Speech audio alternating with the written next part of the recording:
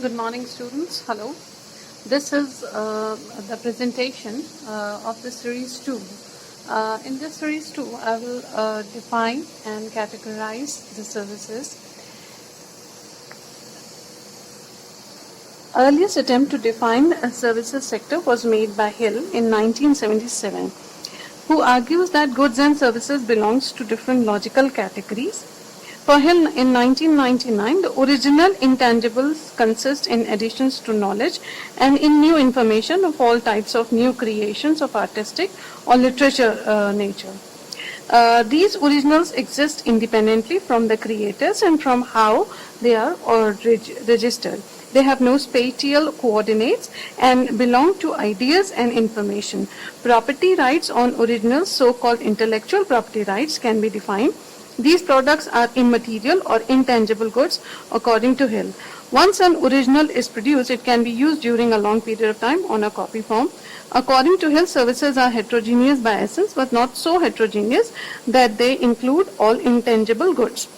So Hill divided services into two parts: services affecting goods, which you can see. For example, services affecting goods are the transportation of goods, postal deliveries, repairs, cleaning, and maintenance. In each case, goods which belong to some economic unit are transformed in some way as a result of the activity of the producer unit. So, services that have the capability to change or to transform goods.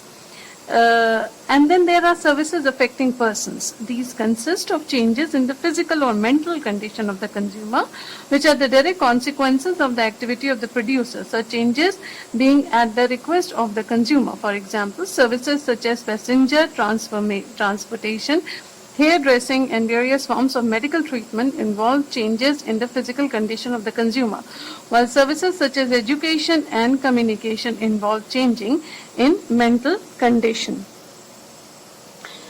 So Hill actually divided services, as you can see, into two forms: the services which are affecting goods and the services which are affecting persons.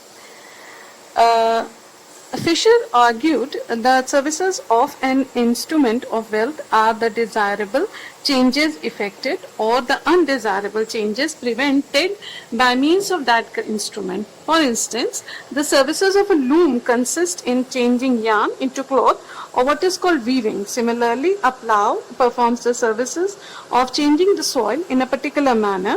A bricklayer of changing the position of bricks. A dam or dike performs the services of preventing the water from overflowing the land. So it seems that Hill was trying to tell that these are intangible things and do not have any spatial coordinates, as he said. But according to Bhagwati, he actually defined, rather argued that services can be divided into two categories. First, those that necessarily require the physical proximity of the user and the provider, and second, those that do not essentially require this, though it may be useful. So services that require essential physical proximity have been further categorized into three groups, that are mobile provider and immobile user, for example, shifting labor to the concentration site in another country. Mobile user and immobile provider, for example, hospital services.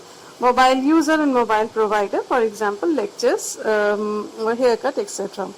Further, Bhagwati in 1985 argues that services for which physical proximity is inessential, that is, the long distance services are on the rise due to technical progress, for example, banking and insurance services. However, unlike in the case of the goods where factor, mobility and trade are distinct phenomena, in the case of services, the distinction vanishes, as factor, mobility and trade in services are two integral aspects of services and transactions. But Stern and Hoekman in 1988 point out that services can be first complementary to trade in goods, second substitute for trade in goods, and third unrelated to goods. So it seems that as the definition of the services sector kept on progressing, there was a difference in the outlook of looking at these services. The categorization of the services sector The systematic analysis of categorization of services began with the work of Foot and Hat in 1953. Their objective was to study the phenomena of social mobility. In the absence of a formal model of social mobility, they adopted the approach of Clark 1940, as it indirectly provides a useful framework to analyze changes occurring in social stratification through the increasing level of income, which facilitate the flow of labor into tertiary sector. Foot and Hat observed that services consist of different heterogeneous categories to study in depth the issues concerning social mobility. They further subdivided tertiary industry into three distinct categories. There, each category of services represent a distinct social strata and income level. This categorization suggests that mobility towards services industries per se does not show the upward social mobility of persons. So services sector categorization, as you can see in this diagram, is first category is defined according to Foot and Nielsen in 1983 as a tertiary industry consisting of domestic and quasi-domestic services like restaurants, hotels, barber shops, beauty shops, laundry and dry cleaners, and repair and maintenance. All these activities were once performed within the household and represent the low-end services. The second category of service has been defined as quaternary services, consisting of transport and communication and commerce and finance and administration. The distinguishing features of these types of services are that these effectuate the division of labor.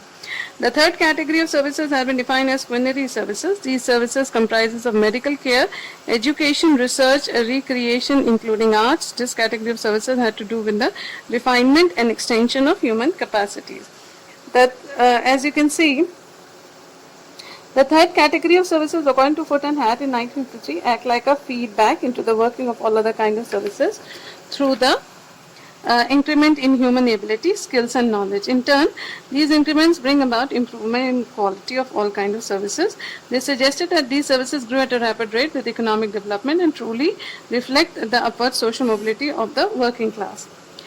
Similar classification of services has been used in writing of several scholars. Some scholars have broadened the scope of quaternary services to include information activities. So the pioneering work done by Fisher and Clark on services sector is also known as Fisher-Clark hypothesis, which became the source of inspiration for many scholars. According to this hypothesis, as industrialization gets internalized in an economy, the share of the primary sector in total national output and employment generally register a decline, while the share of the secondary sector goes on increasing. However, as the economy registers economic growth accompanied by increases in per capita income, the relative share of services increases in total income and employment. This statement was given by Levinstein in 1962. This relative rise in the income and employment in the secondary sector and decline in the primary sector are supported by empirical evidence in developed countries and some of the developing countries too, but the same cannot be established regarding a shift towards relative growth of the services sector. So scholars do argue the services sector consists of heterogeneous group of services emanating from different stages of development.